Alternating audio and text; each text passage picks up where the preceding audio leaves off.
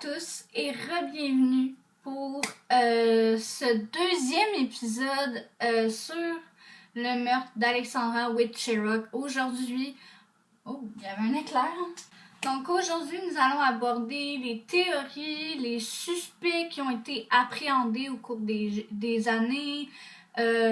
Également, on va parler de l'enquête.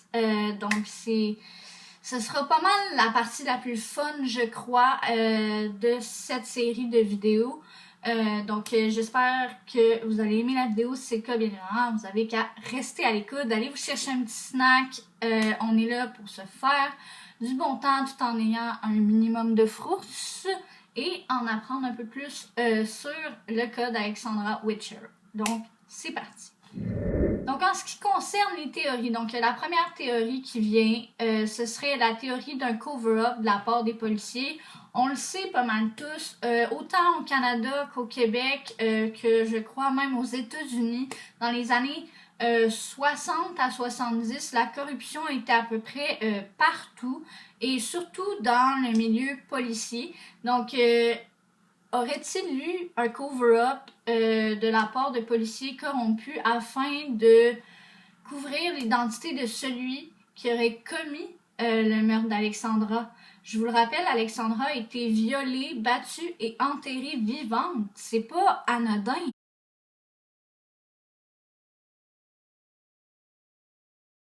Il y a beaucoup de personnes qui croient que ça a été un cover-up de la police pour chercher à cacher l'identité de la personne parce que c'était une personne avec généralement une bonne réputation puis qui était quand même dans un haut rang dans la société, si je peux dire ça comme ça. Donc c'était un...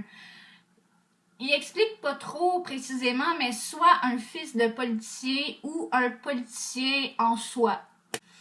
Soit il y a la théorie que ce serait un ancien petit copain d'école d'Alexandra qui aurait juste été pris de jalousie par les autres fréquentations qu'elle a eues après lui et que, il aurait juste dit, bon, ça te tente-tu, on s'en va au parc, à la Riverbank, on se fait un petit trip à deux, nanana, rendez-vous romantique. Peut-être qu'Alexandra a accepté parce qu'elle s'est dit, c'est le fun, je vais revoir un de mes amis du secondaire.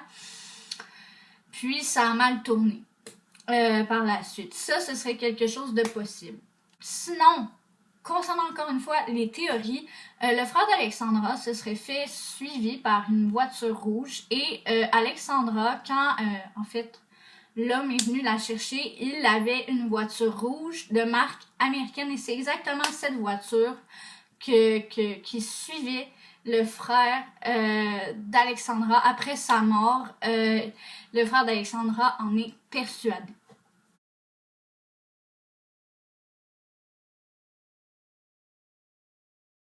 En ce qui concerne les suspects, il y aurait un des suspects qui se serait autodéclaré puisque lui, c'est un homme qui est de nature violente. Encore là, je préfère garder son identité secrète. J'ai pas envie d'en dévoiler trop sur sa vie, mais c'était un homme qui avait de gros problèmes de consommation d'alcool et de drogue et qui était vraiment de nature violente et qui avait des problèmes de santé mentale. Donc, il s'est dit, je vais aller me dénoncer, voir ce que ça donne parce que je crois avoir fait une erreur. J'ai peut-être tué Alexandra, donc c'est un geste honnête de sa part, je crois.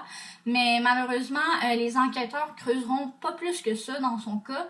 Mais vous allez voir plus tard, ils vont quand même creuser un peu plus dans l'enquête. Donc, le suspect le plus probable, ce serait Jerry Clark. On n'a pas beaucoup d'informations. Ça, c'est la seule section de mes recherches. J'ai essayé d'approfondir le truc, mais j'ai pas trouvé grand sur lui. J'ignore même si il vit toujours aujourd'hui. En tout cas, il y aurait un possible suspect ici, apparemment qu'il serait roux lors des analyses ADN parce qu'il y a eu un moment dans l'enquête où on a exhumé le corps d'Alexandra afin de faire des recherches approfondies sur son corps pour essayer de découvrir s'il n'y aurait pas des traces d'ADN qui seraient restées après des années. Bien évidemment, c'est difficile à voir, à percevoir, mais il restait définitivement des fibres de cheveux roux, des fibres de vêtements.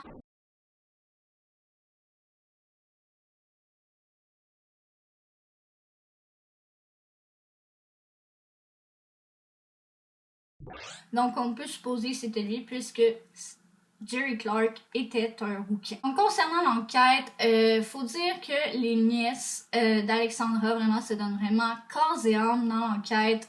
Vraiment, ils ont réussi à réduire la liste des suspects à 3.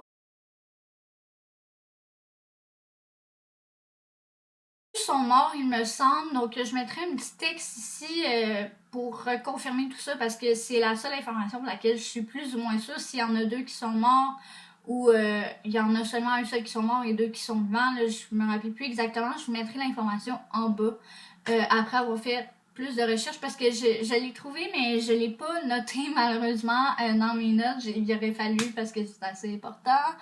Mais il me semble que c'est 2 vivants et 1 décédé. Donc, c'est vraiment du bon travail de leur part d'avoir enquêté comme ça. Ils l'ont même pas connu, leur tante. Là.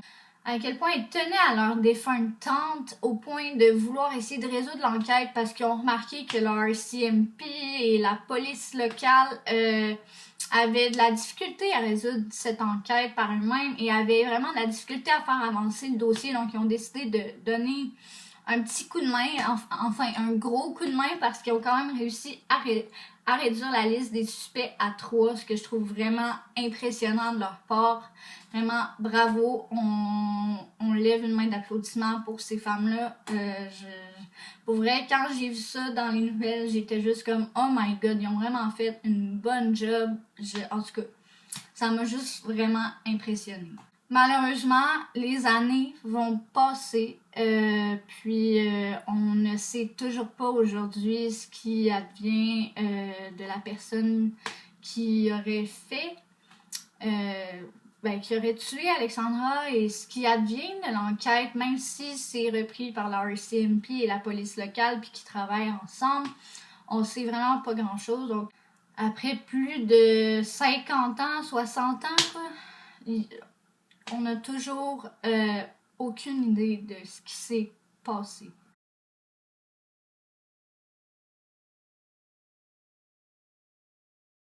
J'espère que vous avez aimé la vidéo. Si c'est le cas, bien évidemment, je vous invite à mettre un pouce bleu et à vous abonner, vraiment. Je vais essayer de poster une fois par mois une vidéo sur cette chaîne-ci. C'est sûr, je vais poster plus fréquemment sur ma chaîne principale parce que vous l'aurez compris, c'est ma chaîne principale. J'aimerais que celle-ci le devienne. Mais malheureusement, pour l'instant, ça va être comme ça. J'aime ça comme ça. Puis si j'ai goût de changer les choses, ben je le ferai tout simplement. Mais bon. Bye guys. On se retrouve dans une prochaine vidéo.